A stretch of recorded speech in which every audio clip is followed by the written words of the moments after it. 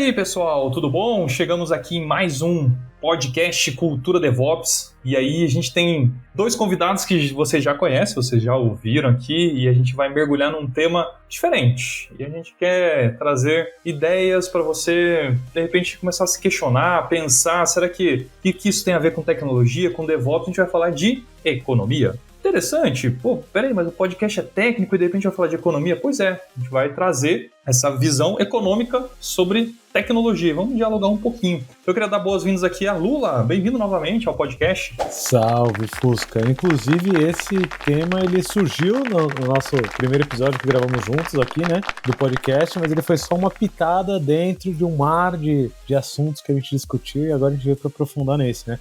Não que eu seja economista ou qualquer coisa do tipo, tá longe de mim, mas de software a gente entende alguma coisinha aí, tem alguma bagagem e dá pra talvez fazer alguma relação com esse aspecto econômico. Boa. Para quem não escutou, o episódio que o Lula esteve, a gente falou do livro Flow, os princípios ali desse trabalho, dessa gestão de fluxo, e que é um dos princípios que a gente vai falar hoje, essa parte econômica. E aí a gente também tem o Edu. Bem-vindo, Edu!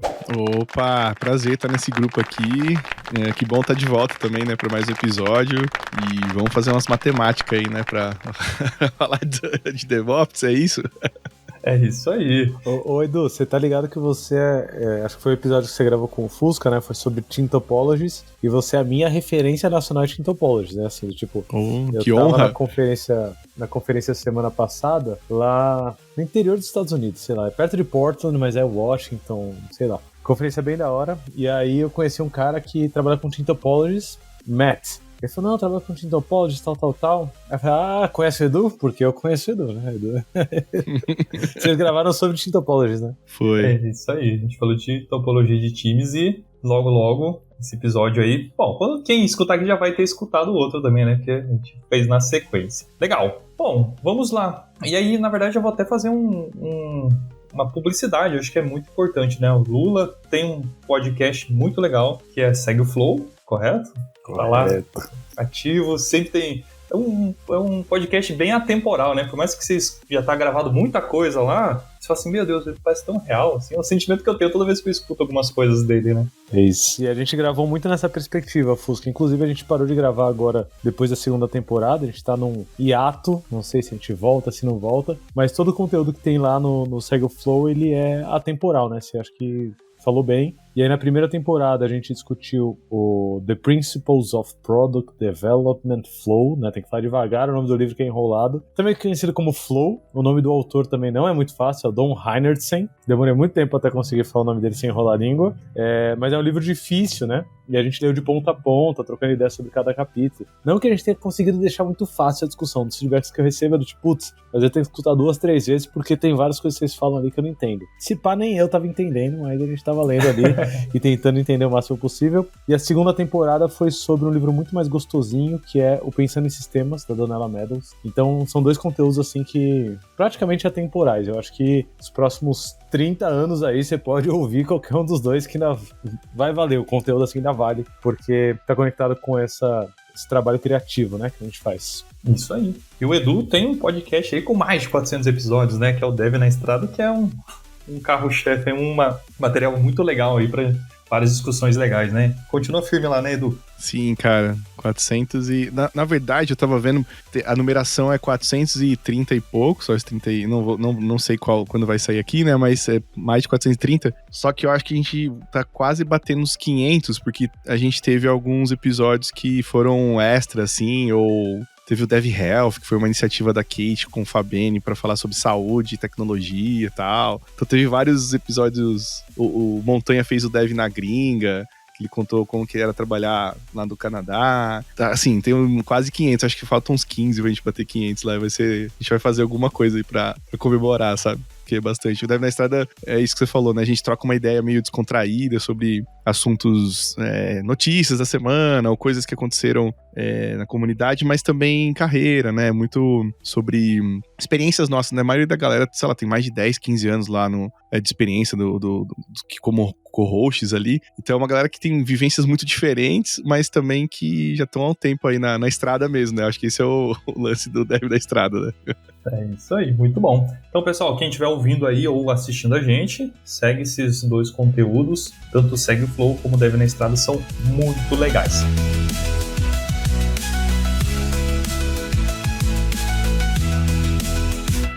Bom, falando um pouquinho agora dessa questão econômica da tecnologia, essa visão econômica que será que a gente esquece como pessoas que trabalham com tecnologia? Será que a gente sempre olha isso? Será que isso é papo de gerente de projeto e não deveria ser do time? Vamos falar um pouco sobre isso. Por quê? Porque dentro do livro Flow, The Principles of Product Development Flow, nós temos uma frase muito interessante que o Dom, eu vou falar só Dom, porque o sobrenome realmente eu não sei falar, o Dom, que é parceiro, amigo, né? Ele traz que assim, embora você possa ignorar a economia, talvez ela ignore você. E aí, galera, vocês acham que a gente, como time, pessoas que mexem com tecnologia, a gente tem entendido esse princípio, tem seguido dentro das nossas organizações ou não? A gente está bem distante. Começando, não sei, quem vai primeiro aí?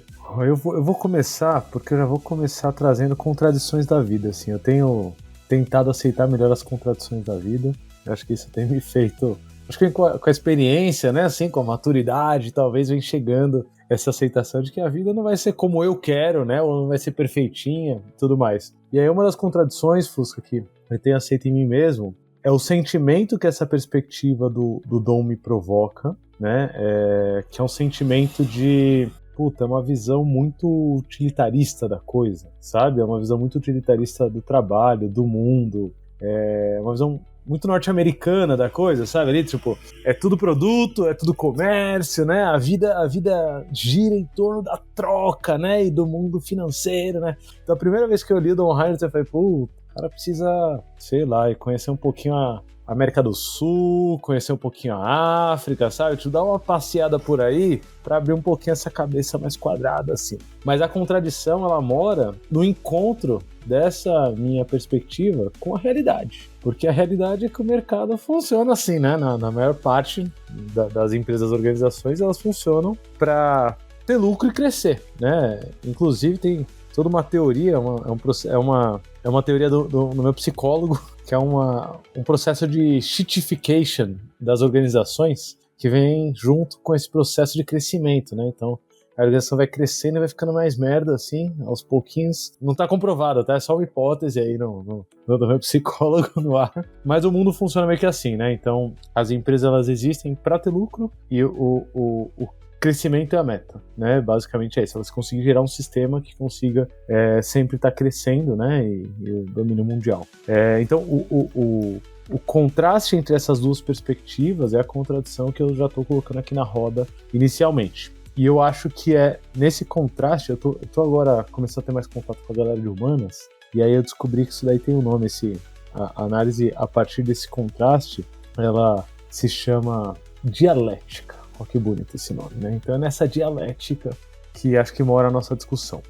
E aí, para começar a discussão de fato, o que o Dom fala é que qualquer métrica que não seja métrica financeira que você use para analisar seu produto, ela é proxy. Então a única métrica de fato é a métrica financeira, a métrica econômica da coisa. O resto é proxy. Então, eu quero analisar a quantidade de deploys que eu faço por dia. Isso é um proxy para algum fator econômico. Eu quero analisar o meu tempo de entrega, né? Meu lead time, se ele está grande, se ele está pequeno, se ele está melhorando ou não. Isso é um proxy para a perspectiva econômica. Que eu acho uma visão muito limitada da vida, mas ao mesmo tempo é uma visão útil. E aí, o último ingrediente que eu queria adicionar aqui na nossa sopa, antes de passar a panela pro Edu, ou pelo menos a colher, é o fato de que no final do mês todo mundo recebe um dinheirinho aí na conta, né? E não tem mágica, né? Esse dinheirinho aí que vai cair na conta, ele vem de algum lugar. Se você não consegue entender minimamente quais são as relações de troca que acontecem dentro da organização até esse dinheiro pingar na sua conta, o risco de você não entender os movimentos dentro da empresa, uma reestruturação, um layoff, coisas desse tipo, esses riscos,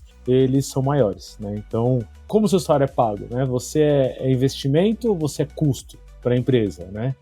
Já tem uma verba separada, né, para o seu projeto, para o seu produto, porque ele é um produto que precisa ser mantido para a empresa sobreviver, ou é a partir dos lucros que o produto gera que a empresa consegue manter seu time, sua equipe e você mesmo. E aí eu já passo essa panela, essa colher pelo menos aí pro Edu, porque o Edu hoje está numa posição de gestão, né? Se não me engano, o Edu tá como tech manager e tal. E aí eu já quero o contexto da vida real, Edu, porque eu hoje eu tô aqui na minha empresa, né? Na Obonobo, que é a minha empresa. É muito mais fácil de eu analisar essas relações, né? Entre o dinheiro que pinga na minha conta e os produtos e serviços que são vendidos, né? Agora, como tech manager dentro de uma empresa gigante, né? Como que você vê essa dialética? Olha que bonito, né? Bonito falar essa contradição, né? Essas ideias contraditórias envolvendo economia e a realidade, né? O seu dia a dia aí como tech manager. Pô, legal, cara. Você trouxe a filosofia aqui pra mesa, né, cara? Já gostei, já o Fusca já não sei se você tá conseguindo alcançar seu objetivo aí de falar de finance, psicologia e DevOps, hein? Ó, esse aqui vai ficar muito massa, cara. Cara, então... Legal esse ponto, assim, a vida real e o desejo, né? Tem uma galera que eu sigo, assim, que é mais de campo político, assim, que fala sobre o pessimismo da razão e o otimismo da vontade, né? E aí, assim, existe o pessimismo da razão, assim, tipo, cara, que droga, né, que é assim, mas é a vida, mas o otimismo da vontade, no sentido da gente buscar alguma forma de deixar essas coisas um pouco menos utilitárias, que você falou, né, Lu, assim, que é o mundo real. Mas, no fim, no frigir dos ovos, né, a gente precisa pensar nessa parte mais material da coisa, assim, né, nas conversas, né? Então, quando a gente discute, por exemplo, que é um assunto sempre que vem pra mesa, né, o orçamento das empresas é um exemplo, assim, disso, que você vê as técnicas que a galera usa, e assim, eu não tô nem criticando, tipo, a galera de FP&A, porque essa galera tem um contexto muito financeiro da coisa mesmo, né? Traduz pra nós. É a galera que cuida do orçamento das empresas e faz projeções, né? Esse papel, né? De FP&A aí, né? Financial Provision and Analytics, alguma coisa assim, acho que eu não sei o termo direito, não, tô chutando aqui. Mas nesse papel, né? É muito ingrato também pra essa galera, porque tem o objetivo ali de dar um contorno financeiro pro futuro, identificar possíveis otimizações, né? E aí a gente entra no pensamento sistêmico de novo, né? Que aí dá pra trazer o holismo aqui, do tipo, putz, a pessoa tem que chegar além só das partes, da soma das partes, quer dizer, eu tenho que dar um passo maior. E como que essa galera vai fazer isso se não tem contexto, né? Se só trabalha na parte da análise e não entende o que provoca isso, o que emerge dessas coisas. Então, acho que começa daí a discussão. E pra gente que tá em engenharia, inclusive eu saí agora de um papo, de um grupo de trabalho que a gente montou, de mapeamento de domínios lá. E a gente tava discutindo isso, assim, por exemplo, um dos times é um time de cartão. E eles têm lá um domínio que eles cuidam do débito automático da fatura. Só que tem um time que é par, que é de empréstimo, que também tem um serviço de débito automático de fatura, do empréstimo, né? Então, e aí eles mesmos no exercício falam assim, cara, a gente levantou aqui, tem débito aqui, tem débito aqui. Será que tem uma possível eficiência aqui da gente unificar, criar um software que consiga lidar com só essa parte do agendamento de um pagamento e que, além disso, lide com a concorrência e a prioridade de um pagamento versus outro? Porque para a empresa talvez seja interessante um tipo de pagamento ser debitado antes de outro, para o dinheiro não sair da conta antes, né? E aí, enfim, tem uma certa prioridade na hora de lançar um pagamento. E ao mesmo tempo, outra pessoa que estava participando do grupo falou assim, pô, peraí, tem um serviço de assinatura que a gente precisa debitar também. Então, assim, quando você vai fazer um exercício de orçamento, você vai olhar o quê? Você vai dar um zoom em cartões e falar assim, putz, tem essas coisas aqui, putz, débito não é interessante. Isso aí é o business as usual, que a galera fala assim, é o usual nosso do negócio, que faz a parte da engrenagem. Só que quando você dá um zoom out, né, você sai um pouco da visão, né, do zoom ali dentro de cartão, você começa a entender onde você pode gerar eficiência cross, né, organizacional. E eu acho que DevOps acaba sofrendo um pouco disso também. porque são domínios que suportam um negócio, suportam o core domain, né, que a gente chama, né, no DDD tem essa classificação do core domain, suporte em domain e o generic domain lá. E se você pega o suporte e fala assim, cara, não dá para rodar com eficiência times de produtos sem um ferramental muito... que gere mesmo eficiência pra galera, que dê produtividade pras pessoas engenheiras. Só que isso é invisível. E aí começa a entrar nesse ponto que você falou, Fusca. Como que eu mensuro isso? Como que eu mensuro o ganho de eficiência que ter um time focado em melhorar a produtividade de outros pode ganhar? E mais, como que eu vou chegar para um corpo de direção assim, de uma empresa que não entende muito do assunto para vender essa ideia, assim, né? E acho que, por isso que eu trouxe, eu acho que gosto dessa provocação do Lula, da dialética, assim, do mundo real, porque pra gente é muito óbvio, não? Cara, é óbvio que precisa ter ferramental de infraestrutura, né? É óbvio, cara, que a gente vai melhorar a produtividade da galera, todo mundo vai fazer build em menos de 3 minutos, e aí eu vou conseguir fazer vários deploys na semana. Aí a galera ouvindo isso, né, de um time de RH, fala assim pra gente, ou do time de marketing, fala assim, pô, legal. E aí? E daí? Eu quero fazer uma campanha de 40 milhões esse ano, cara, entendeu? Tipo, eu não quero contratar mais gente, deixa eu investir em marketing, que é mais tangível. Quando você tava falando sobre essa questão do dinheiro, assim, até de justificar, então você falou, pra gente talvez seja óbvio. Eu acho que eu tenho um case, eu tô muito apegado a uma questão eu comecei a estudar isso no meio do ano pra cá, sobre se realmente os times de DevOps que foram pra nuvem estão voltando. Um movimento assim, porque todo mundo, não, tem que ir pra nuvem. Daí você tem grandes players aí que deram muitas coisas, muitos vouchers, toda aquela migração. E agora parece que alguém começou a colocar na ponta do lápis e falou, poxa, era melhor eu estar aqui dentro, aqui de casa.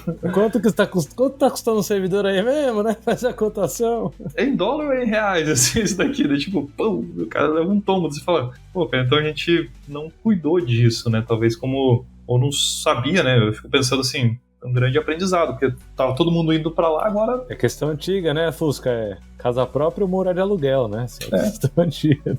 É um tema interessante, assim, eu gosto de pensar, legal você trazer essas dialéticas, porque esse tema, eu não escuto muito falar sobre isso. Eu lembro quando eu li essa frase acho que eu escutei no podcast mesmo, no Segue o Flow, no início também, igual o Lula, você falei, cara, nem tudo é dinheiro, cara, você tem tal coisa...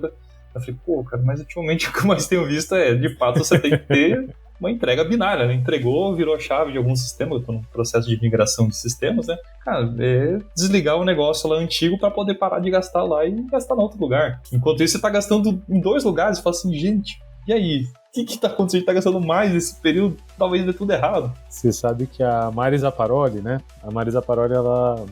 não sei quem tá ouvindo conhece, mas a Mari, ela trabalhou muito tempo no PagSeguro, junto com a K21, inclusive, no crescimento, né, dos times de engenharia do PagSeguro, no crescimento do negócio do PagSeguro, até inclusive chegar no IPO da Bolsa de Nova York. Foi bem legal, né? Eu trabalhei com ela lá dando consultoria pela K21. E na última palestra que a Mari fez, agora ela tá trabalhando com consultoria estratégica, né? Na BEM, se eu não me engano. E aí ela contou de uma história que a Mary Popendick, que é uma das referências de Lean dentro do mundo do desenvolvimento de software, né? Para quem não conhece, recomendo procurar aí o trabalho da Mary e do Tom Popendick, que é o marido dela, né? Quando a Mary Popendick foi lá no PagSeguro, ela perguntou animada pra Mari, né? O que você faz aqui? A Mari falou, eu tomo conta do portfólio, né, da organização. Eu cuido do portfólio para esse ganho de eficiência, né, dos produtos, os produtos são conectados e tal. Ela falou, quantas pessoas tem no seu time? A Mari falou, sei lá, tem umas 10. E aí a Mary falou, legal, é tudo desperdício. Aí a Mari ficou do chão, o quê? Como assim é tudo desperdício? Aí a Mary falou, o que vocês fazem não traz dinheiro, não traz receita diretamente, né? O que vocês estão tentando é ter uma eficiência, trazer uma eficiência operacional a ponto de não ir dinheiro pelo ralo, né? A ponto de a eficiência do sistema ser melhor. E alguns desperdícios são necessários para o sistema se manter minimamente eficientes, né? E aí quando você traz esse exemplo dos servidores, né? O servidor não é um lucro, né? Não é um dinheiro que você tá, tô botando aqui e vai voltar, né? Não, eu tô tendo que... Sou obrigado a gastar esse dinheiro, né? Jogar esse daqui fora, porque senão não tem como eu subir. Assim como os times de plataforma, assim como os times de suporte que o Edu trouxe, né? Mas ao mesmo tempo eu acho, e eu vou trazer o contraponto, né? Sempre trazer contrapontos. Eu acho que se a gente começar, enquanto pessoas que não têm poder para mudar essa realidade, a gente começar a pensar nisso muito profundamente, a gente tende a ficar meio triste. Não sei se é triste a falar, desanimado, assim. Tipo, puta, eu tenho todo esse risco, né? Tô conseguindo entender todo esse risco, entender todo esse sistema e toda essa lógica, mas tipo, o que eu consigo fazer é, sei lá, escolher pegar essa task ou a outra, sabe? Tipo, às vezes o poder é tão pequeno que pode frustrar.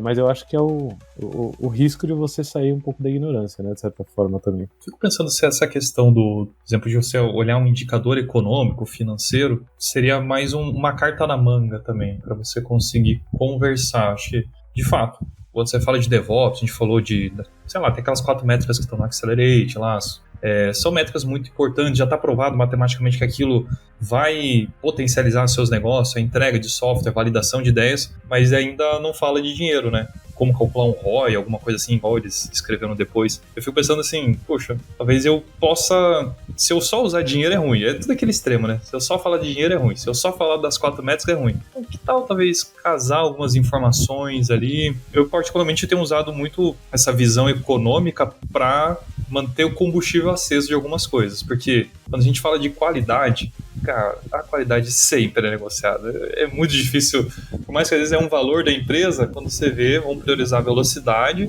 e a velocidade vai causar, talvez, uma dívida técnica ou outras coisas, quando você vê, você vai ter que pagar, vai ter que parar alguém, e esse alguém parado para arrumar um bug custa. Então, talvez seja muito o trade-off, né? E você trouxe um fator que eu acho que é relevante, que é o tempo até você ter o feedback, né, sobre a ação, né? Causa e efeito, né? Porque quanto mais distante no tempo, né, for o feedback da ação que eu tô tomando agora, mais difícil é da minha mente assimilar. Então hoje eu tava trocando ideia tava numa sessão de mob programming com uma galera que é sênior, assim, e eu tava falando sobre CI. A gente tava configurando o CI do back-end deles. E a gente configurou o CI, foi 1 horinha, foi bem rapidinho, todo mundo já manjava do GitHub Actions. E eu falei pra eles, beleza, vocês vão configurar para disparar a integração na hora do push, ou só na abertura do pull request, ou só no merge do pull request. Eles falaram, não, acho que dá pra deixar no push. Aí eu falei pra eles, se você deixar só no push...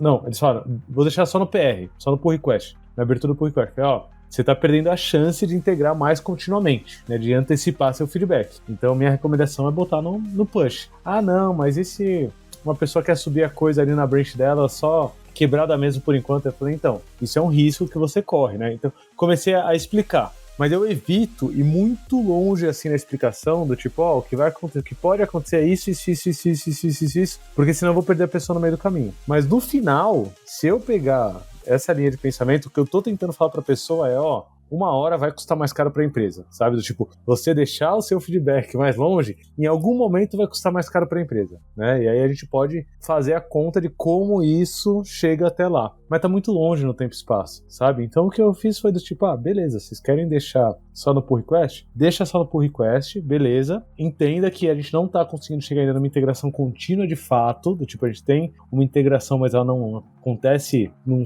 curto espaço de tempo. E a hora que chegar a hora, vocês sentirem que tá no momento, antecipa esse feedback, né, o quanto antes. Então, eu acho que ao mesmo tempo, Fusca, não adianta a gente tentar brigar com a realidade, sabe? Eu acho que ter noção do sistema, entender e tentar ir além, acho que é legal. Agora, brigar com a realidade, acho que só vai gerar frustração, sabe? Assim, então, eu tenho vontade de, não, deixa eu fazer as contas aqui, papapá, e justificar, não sei o quê. Porque eu consigo justificar minha hora de consultoria também, né? Falar, vocês pagaram barato pela minha hora de consultoria, né? Ou quanto eu estou economizando pra vocês. Mas, tipo, não, acho que não é por aí, sabe? Beleza. Configuramos lá. Pelo menos o GitHub Actions tá de pé, sabe? E ok, podemos parar por aqui. E aí eu vou trazer um outro exemplo também agora, assim, recente, né, nosso, assim, aqui eu tô na Quora já fazem uns 2 meses, e aí a gente começou a entender, assim, como funciona lidar com incidentes. Enfim, tem uma dinâmica toda da empresa, cada lugar acaba tendo sua dinâmica de trabalho, e isso faz parte, né, do amadurecimento das empresas, cada um tem sua jornada, enfim. Mas uma coisa que, não só na Quora, mas até em outras empresas que eu já passei, é às vezes a falta de entendimento do impacto, né, do incidente, né, porque, e aí que começa o ponto de discussão, porque normalmente, né, no post-mortem, assim, que eu vi assim no passado, nunca a gente entrava na nuance do custo que aquele incidente teve. Porque tem uma dinâmica toda, assim, em alguns lugares, de não ter uma segurança explícita ali para você poder falar desse tipo de assunto, né? E às vezes até tem uma questão de privacidade dos dados, sei lá, tá em instituição financeira, ou se é um incidente de segurança mesmo, você não deveria até nem sair reportando por aí. Então, enfim, tem a realidade, né, que a gente tá falando aqui. Mas, ao mesmo tempo, quando você desconecta essa visão econômica, né, do quanto custou pra gente aquele incidente, você acaba criando um distanciamento do que a gente tá falando aqui, do senso da realidade, né, do senso do impacto. Isso na visão, olhando para a visão de engenharia, né, das pessoas que estão shippando coisas e que, inevitavelmente, elas vão cometer erros e vai acontecer incidente, assim, é uma coisa que é inevitável, né, num trabalho de criatividade que envolve software sendo desenvolvido continuamente. O ponto, aí que eu acho que a sacada genial do MTTR, né, que é o Mean Time to Recover, né, o tempo de recuperação de um incidente. Porque essa sacada para mim é importante tanto para a evolução do time, né, no sentido de, galera, que coisas que a gente pode fazer, e aí é um pouco do que eu tenho trazido assim nos pós-mortem que eu tenho participado, falei, que coisas que fariam a gente recuperar mais rápido desse incidente. Tem um aprendizado, óbvio, né, do que aconteceu, se foi uma falha na hora do deploy, se foi algum problema ali, infraestrutura, etc. Mas isso tem sido a minha pergunta, assim, sempre. O que faria a gente recuperar mais rápido? E para uma visão mais, digamos assim, executiva ou não técnica, assim, eu tenho ido mais para um caminho de, olha o quanto impacta o fato da gente não ter um ferramental bem estruturado, onde a gente não tenha umas ferramentas de observabilidade ou um time ajudando a instrumentar outros para garantir que a gente tenha esse ferramental polido, assim. Então, esse é o custo que a gente tem. Então, é mais talvez seja um caminho que parte de onde estamos, né, do problema que a gente tem agora, e aí também, óbvio, né, quando você traz o número de onde estamos agora, você precisa depois mostrar o quanto que a gente ganhou, né, com aquilo, e aí que entra o desafio dos times de DevOps ou de Foundation, que eu acho que às vezes acontece esse descolamento da realidade também, que é não olhar para essas métricas faz com que a gente comece a criar um monte de ferramental que a gente se ilude achando que aquilo é a melhor coisa, e aí eu vou trazer um exemplo, né, as ferramentas de IDP, né, Internal Development Platforms, lá, plataformas internas de desenvolvimento, que veio lá o Backstage. Não, a gente tem que usar o Backstage aqui, mas o que a gente quer resolver aqui, né? O que a gente tá ganhando com isso, cara? Né? Aquela clássica pergunta que o Lula fazia no Love the Problem, né? O que a gente quer resolver, né? Que problema que a gente tá resolvendo. Exatamente. E eu acho que, eu lembro de uma das empresas, né? Tem o Mano Adelson, que é um cara que também muito foda, assim, de DevOps. Talvez até um dia chamar ele aqui para um papo. A gente tava pirando nisso, assim, falar, cara, olha o cenário atual aqui, olha as coisas que tá acontecendo aqui, né? A galera tá batendo nossas costas toda hora para pedir recurso.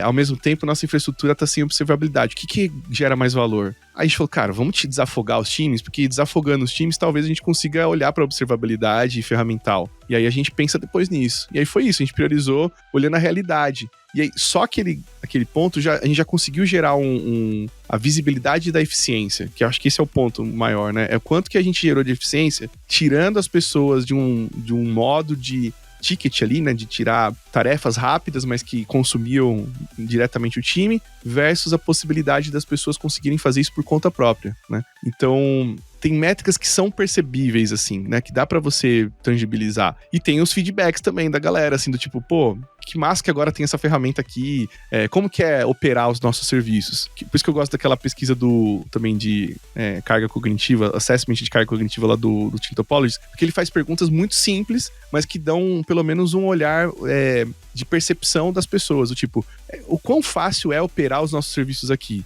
O quão fácil é debugar código? O quão fácil é testar? O quão fácil é subir uma nova alteração para a produção? É percepção. Acho que isso já gera um valor legal, assim, pra gente acompanhar, mas eu não acho que dá pra ser tão idealista, assim, no sentido de não olhar para as métricas de negócio pra galera que talvez não técnica, não. Quando você trouxe um exemplo aqui do incidente, nossa, parece que eu voltei uns 10, 15 anos atrás, assim, programando em Delphi, um grande RP.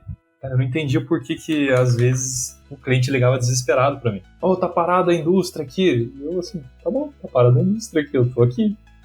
E tipo assim, beleza. Até que um dia meu líder ali, ele levou todos os desenvolvedores, ele era bem iniciando carreira, né, aprendendo várias coisas. E quando eu vi a dimensão das coisas, daquilo que a gente fazia, que era um grande CD, entregava, era 24/7. Então, ali eu olhei e falei, opa, peraí. Então quer dizer que o que eu tô entregando é bem sério? Então, tipo assim, aí até o meu líder foi muito sábio e falou assim, sabe a geladeira que a sua mãe tá querendo comprar na loja tal aqui? Então, se você continuar fazendo bug, ela não vai receber. E ela queria pra fazer estreia no almoço de domingo. E aí, ela não vai receber, porque o software não tá emitindo, não tá lendo ali o código de barras. Pô, verdade, né, cara? É aí que eu acho, talvez, que mora, Fusca, o que a gente ainda colhe como consequência da Revolução Industrial, né? Que foi o que deu origem à sociedade moderna como a gente conhece hoje, né? Que é essa desconexão entre a parte e o todo, né? Assim, a gente foi catequizado para olhar só a parte, né? Eu lembro o primeiro sistema que eu fiz em VB6, né? Delphi e VB6, os dois a 80 km por hora, né? O primeiro sistema que eu fiz em VB6, eu também não fazia ideia, né? Do impacto do código na vida real, sabe? Por quê? Porque eu era só uma parte dentro da máquina e a gente não foi ensinado a olhar a máquina como um todo, né? E aí o que o seu líder fez foi te apresentar para uma visão inicial da máquina, mas ainda assim a gente tende a ter essa visão mecânica da coisa, né? Do tipo, beleza, eu sou uma parte dentro dessas engrenagens. Quando na verdade, assim, e aí falando um pouco de futuro, tá? Trazendo perspectivas para como a gente vai lidar com isso no futuro. O que eu tenho estudado sobre pós-modernidade traz uma perspectiva de que a analogia vai ser menos analogia de máquina e mais analogia de vida, né? Analogia de planta, né? Então, por exemplo, quando você lida com o ChatGPT, um exemplo, né? É muito mais fácil você fazer uma analogia do ChatGPT enquanto uma vida do que enquanto uma máquina, né? Assim, é difícil você compreender esse poder da inteligência artificial dentro de uma analogia de máquina. Quais são as pecinhas que tem ali dentro, né? Quais são os ifs, né? Que tem, tipo, não é mais if, é uma coisa muito maior, né? Assim,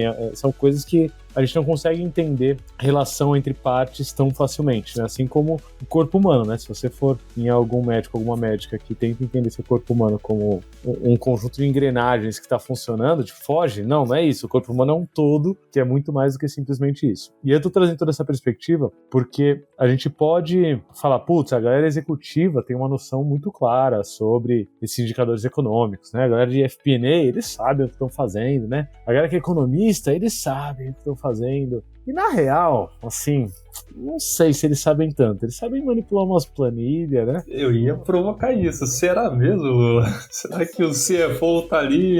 Eles sabem mexer umas planilhas, mexer uns números, né? Aperta aqui, solta um pouquinho ali, né? Afoga aqui, desafoga ali. Mas no final, as pessoas, né? Humanos, assim, eles são emotional first, né? Assim, então, a emoção é o que vem primeiro. Assim, não tem um papum, assim, o que vem é a emoção. Então, esse mesmo sentimento que, enquanto uma pessoa de tecnologia, a gente tem do tipo, puta, saiu uma ferramenta nova. A gente vem do tipo, caralho, quero experimentar, foda-se quanto custa, não sei se vai trazer resultado ou não, eu quero botar minha mãozinha ali e codar. Essa mesma reação, ela vai vir para qualquer pessoa que esteja analisando economicamente antes do aspecto econômico de fato. E mesmo o aspecto econômico, ele vai trazer uma emoção por trás, né? E eu acho que um dos fatores que a gente vai ter que lidar, que a gente já está lidando nesse finzinho de modernidade e nascimento da pós-modernidade, é a gente entender como que a gente inclui, como que a gente integra essas emoções. O que eu tenho tentado fazer na Obonobo, né, na minha empresa? Eu tenho tentado olhar para os indicadores econômicos tanto quanto eu consigo, assim, né? Inclusive, estou pensando entre esse ano e o próximo buscar mentoria de CFOs que eu confio para ter uma visão mais profunda e executiva sobre esses aspectos econômicos. Mas o dinheiro, o aspecto econômico, ele é uma métrica de saúde da Obonobo. E aí, trazendo um pouquinho da categorização de métricas entre KPIs, né, que é Key Performance Indicator, né, indicador-chave de performance, e métrica de saúde, métrica de vaidade, o dinheiro, para mim, ele é métrica de saúde dentro da Obonobo. E aí, o que é KPI, né? O que é métrica de performance, de fato? É satisfação. E eu trago satisfação dentro de uma perspectiva de satisfação de quem contrata os serviços, né, de quem consome o produto, e satisfação minha também entregando o produto. É do tipo, que se eu não tiver satisfeito, tipo, cara, eu tô entregando coisa que não deveria estar entregando, sabe? E eu acho que é aí que o Don Heinertsen falha, né? Eu acho que o Don Heinertsen, ele acaba trazendo uma visão industrial, uma visão que casa ainda com os tempos que a gente vive, mas que vai cair cada vez mais em desuso enquanto indicadores econômicos como métrica primária, né? Como KPI.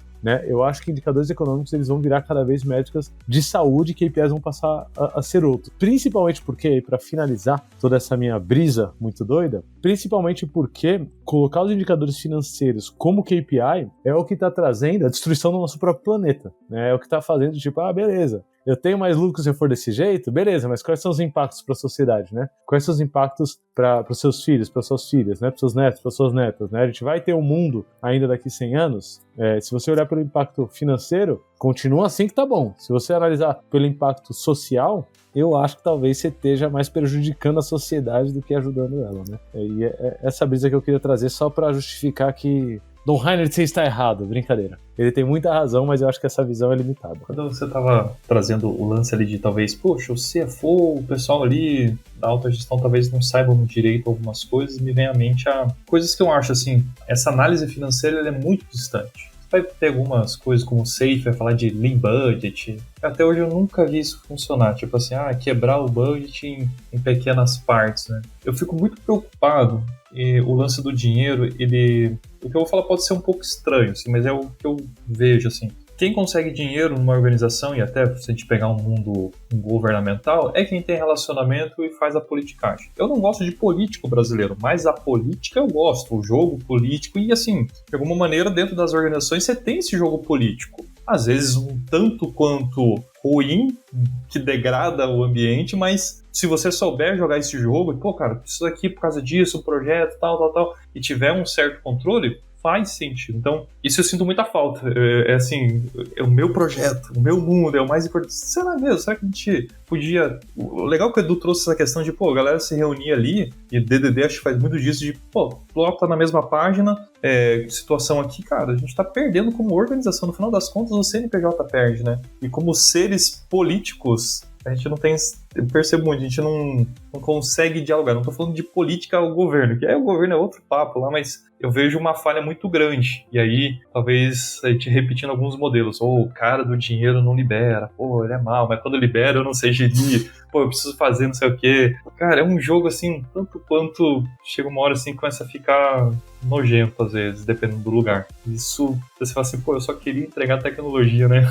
Não é à toa que cada vez menos você vê menos pessoas ali, talvez, querendo isso e voltando. Eu quero voltar ali, talvez, mais pro time, mais a tecnologia, porque para alguns pesa bastante, né? O estômago engolir isso, né? Cara, inclusive tem... Eu não sei se tem alguma pesquisa que pegue isso, mas a quantidade de pessoas que eu tenho visto que estão voltando de gestão, mais de engenharia falando, para desenvolvimento de software, para ser pessoas desenvolvedoras, é muito grande, assim, né? Pessoas que estão desistindo da área de gestão para voltar para codar mesmo, assim. E eu acho que passa por aí também, passa pela essa visão que acaba sendo fria, realista, talvez o nome aqui, né? Sendo muito realista, assim.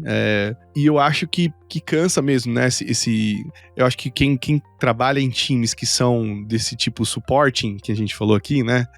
Principalmente DevOps, ou essas áreas em torno, né? Tipo cibersegurança, a área de risco operacional, por exemplo, que é uma área que muita gente fala, a galera é muito processual e tal. Mas, cara, tenho interagido com a galera, eu entendo um pouco agora a dor e alguns processos que às vezes processos ou até ferramental, que a gente subestima por ser desenvolvimento de software, a gente fala, não, a gente tá aqui há anos na frente. Cara, a galera tem um ferramental muito bom, assim, para classificar risco, por exemplo, para identificar processos que às vezes a gente acha que tudo tem software. Não, tem coisas que passam longe de engenharia de software, né? E tenho aprendido muito, assim, conversando com pessoas fora, assim, de engenharia. Mas o que eu queria trazer é que essas áreas, elas acabam sofrendo mais isso que você tá falando, da dor de tentar se provar como algo necessário para o negócio. E eu acho que esse é o ponto importante. E aí o Lula trouxe um ponto que eu acho que é legal a gente trazer aqui, de novo, né? Falando sobre os domínios dos times, né? Eles drivarem muita coisa e principalmente essa importância deles para dentro da organização, porque muitas vezes a gente começa a desenvolver software, começa a fazer e surge uma iniciativa nova, surge uma segunda, uma terceira, no modo sobrevivência, às vezes as empresas,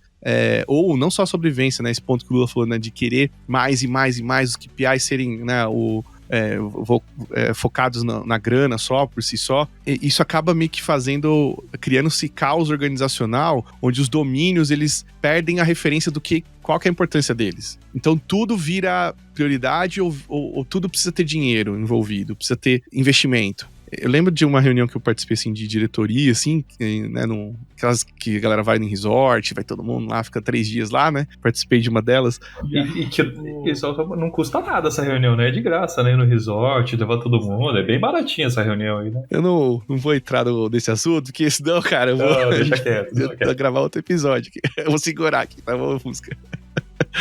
Mas enfim, eu lembro até hoje, assim, cara, 2 coisas que eu sempre vejo nessas reuniões, né? A galera entrar num vórtice de brainstorming, de ideias muito louco, assim, que a galera começa a ter ideias muito mirabolantes. É o brainstorming mais caro, assim, possível da empresa, né? E o segundo, outras ideias de budget que são inspiradas em nada, assim, só aspiracionais, né? Do tipo, eu lembro até hoje, assim, da gente falando de contratação de novas pessoas, né? E, cara, ninguém tinha chegado com esse número, porque primeiro não era esperado, né, que essa reunião saísse com esse número, mas lá, aí o CFO, ou não lembro quem foi, algum desse level falou, e se a gente contratar 300 pessoas, tipo 300 de Esparta? Tipo, eu lembro até hoje, assim, aí virou a piada não, 300 de Esparta chegando, não sei o que e tal.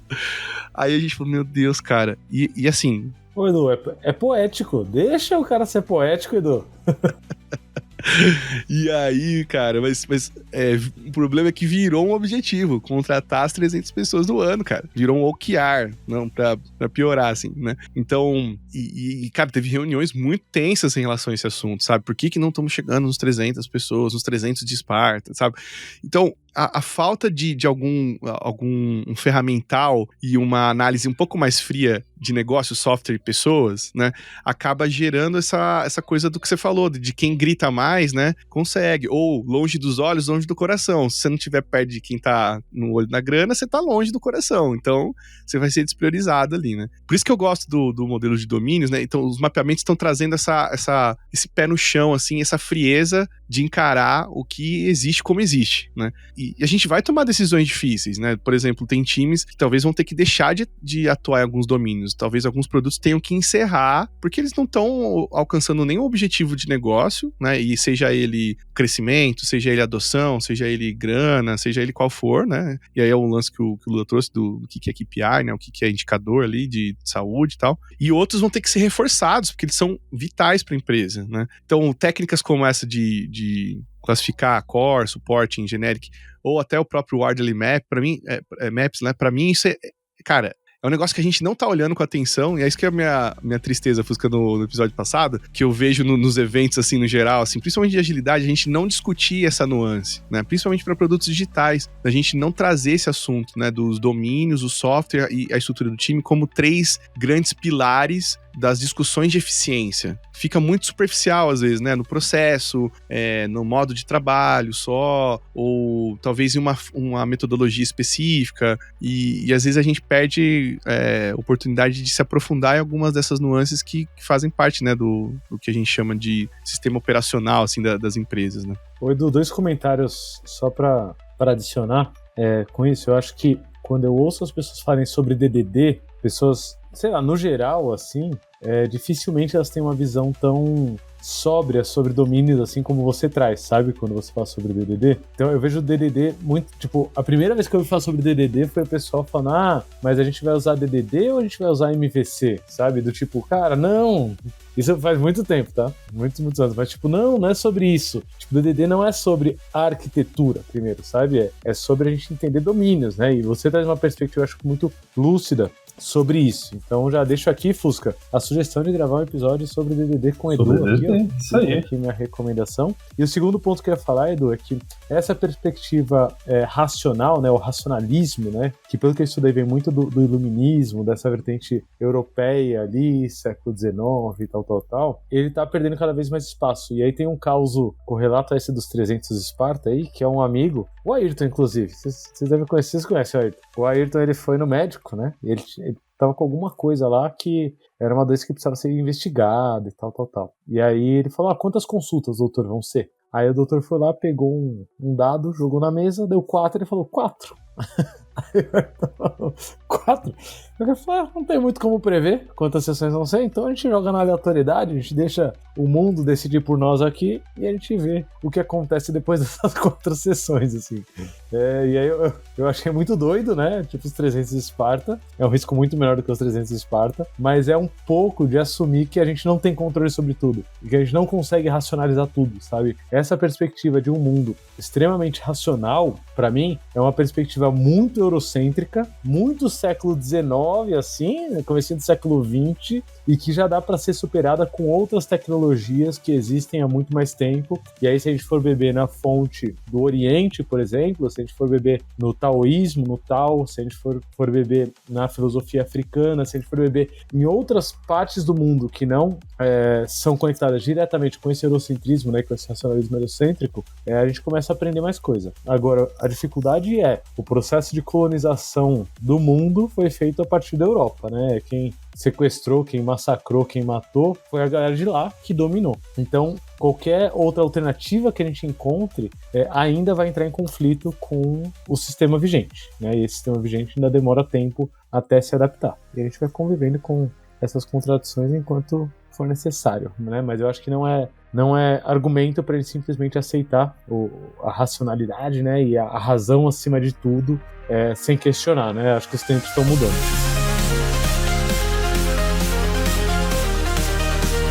Bom, chegamos aqui ao final do podcast. Acho que assim, a provocação era a gente falar realmente sobre essa visão econômica. A gente falou de muitas coisas, dá para falar mais tantas outras aí, e acho que um papo que é tão interessante assim, um princípio lá do livro gera uma série de pensamentos, situações, não necessariamente todo mundo concorda, desse grupo aqui com o princípio, a gente viu várias coisas que fogem da simples entrega de software, mas poxa, ainda dá pra você dar uma filosofada, pensada nisso, assim, poxa, no teu dia a dia de trabalho, eu acho que eu queria incentivar a quem tá escutando a gente, ou vendo a gente, a pensar um pouco, espero que tenha sido de alguma maneira útil, assim, pô, legal, nunca pensei nisso daqui, pô, tem isso aqui, o que será que eu posso, de repente, trazer pro meu dia a dia, a visão econômica, ou será que eu tô num ambiente que só tem visão econômica, será que eu tô saudável? Será que eu tô gostando também disso? Porque às vezes pesa, né? Quando você só olha o dinheiro, você às vezes pode entrar em desespero, né?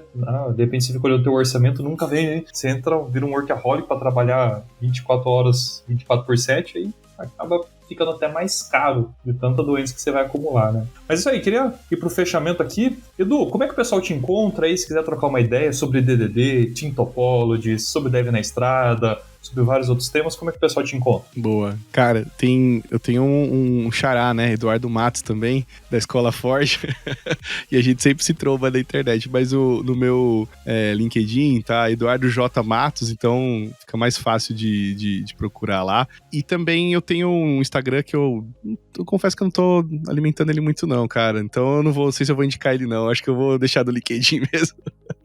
Mas eu tenho... Acho que vale só falar também do projeto, que eu acho que eu até divulguei já no outro episódio, né, Fusca? Mas talvez se alguém caiu aqui nesse e não assistiu, não ouviu o anterior, mas tem um projeto que chama Clube People Tech, né, e também com essa inspiração, né, de tentar aproximar pessoas, tech, enfim, esses assuntos, que é um modelo de assinatura que você paga lá R$25 por mês, eu posto 2 videozinhos lá de 10 a 15 minutos com ferramentas, práticas, dicas mais práticas para quem tá na área de gestão. Então, sei lá, ferramenta de feedback, ferramenta de facilitação, falo de post-mortem, como que eu tenho lidado com tipos de reuniões diferentes. Enfim, tem coisas que são práticas mesmo do dia a dia. Então, depois, quem tiver interesse, vai lá no meu LinkedIn, que tem um link direto pro Clube People Tech. E o Dev na Estrada, né? Com o BR aí, só procurar que você vai achar em todas as plataformas, tem o sitezinho, tem tudo aí. Então, é isso, cara. E prazer, cara, estar mais uma vez aqui, junto com o Lula também. Tá sendo legal a gente se ver aqui novamente online, né? E aí, Lula, como é que o pessoal te encontra? Procura onde? Você tá no Obonobo, né?